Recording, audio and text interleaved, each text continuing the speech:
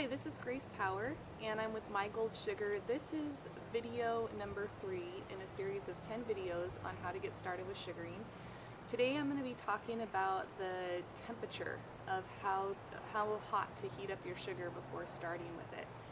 So, before I even get into the different temperatures, I will say that you can a lot of times use the sugar without heating it up at all, especially the medium to medium soft to soft sugars. They're going to be soft enough you can usually get your hand into the jar and kind of pull out a little piece to start with.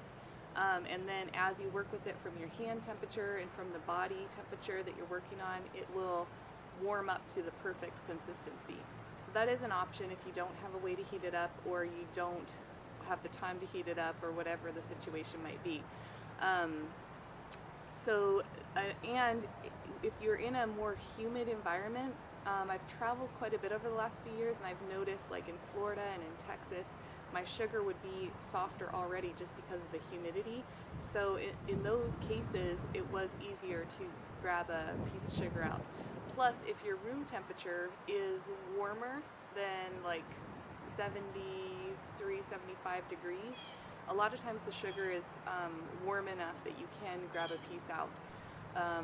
And especially if it's like, 80 degrees in the room, you probably don't need to heat up your sugar. So now if you are going to heat up your sugar, just to make it easier to start with, to make it easier to glide on, and to make it easier to hold in your hand and even grab a ball of sugar out, you really don't need to heat it very much. And I would say always underheat the sugar instead of overheat it, because people are always surprised at how little of heat it takes to warm up the sugar.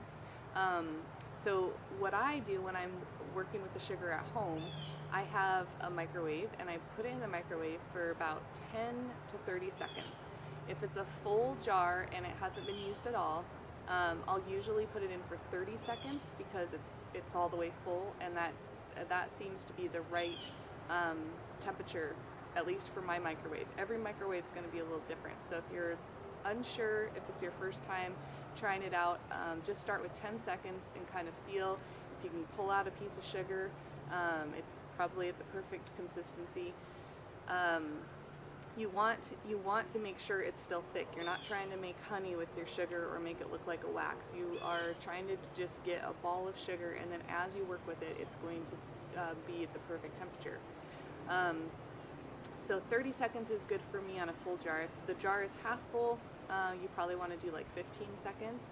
And of course, if you're getting to the bottom of your jar and you just have a little bit in there, even 5 to 7 seconds might be enough just to soften it up to grab out that piece of sugar at the bottom. So some things to keep in mind when heating your sugar. Now, if you are wanting to use the sugar in the strip method, which we talked about in the last video, if you're using the soft, especially for doing like legs or something, and you want to put it on with the strip method, you want to heat the sugar so it is softer and smoother. Otherwise, when you're putting it on with the stick, it's going to be really slow going, and you're going to be struggling with it, and you could even break your popsicle stick, which I have done before, with not having the sugar warmed up enough, and then you're trying to put it on, and even the stick will break because it's just so firm and not melting fast enough. So in that case, you can actually use all the sugars as a strip method: the firm, medium soft, or soft. Any of them you can use as a strip method. And if you're doing a large area, like a back or legs or arms, then that's when I'd recommend heating it so that it is more closer to a honey consistency. So in that case, you do want it to be more of a honey consistency, but make sure to test it on an area before, especially before doing like your face or an area, just to make sure it's not going to be scalding. The sugar, if it does get too hot, it takes a long time to cool down. I've overheated it by accident, especially when I was first learning sugaring, and I wasn't sure like how long to put it in the microwave and stuff. So I would put it in the freezer and let it cool down, because otherwise, if you just sit it out on the counter, it's going to take a long time to cool down. It's just it gets really hot and it holds its heat for a long, long time.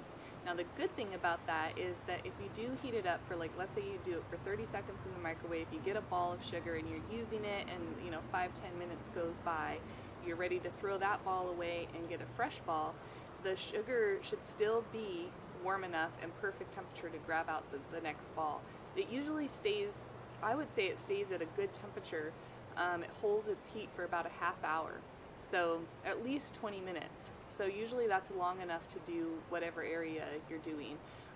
If you are doing, like, big areas or something, you might have to reheat the sugar a little bit. And if you are doing the strip method, where you want it to be that honey consistency, then you probably do need to just zap it a little bit more about every 15 minutes or so, just to kind of get it back to that honey consistency, or maybe at least every 20 minutes. So hopefully that answers all the questions you may have about the temperature of sugar. That is a very common question we get from people when they're first starting, like, how hot do I heat it? How do I heat it?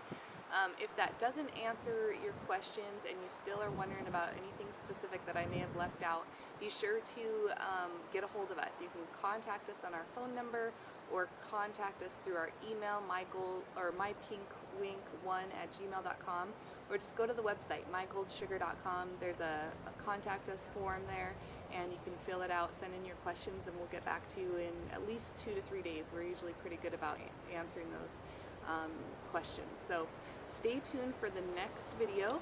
This will be our 4th video coming up, and I'm going to be talking about how to hold the sugar so you have the most control of the sugar. See you in the next video.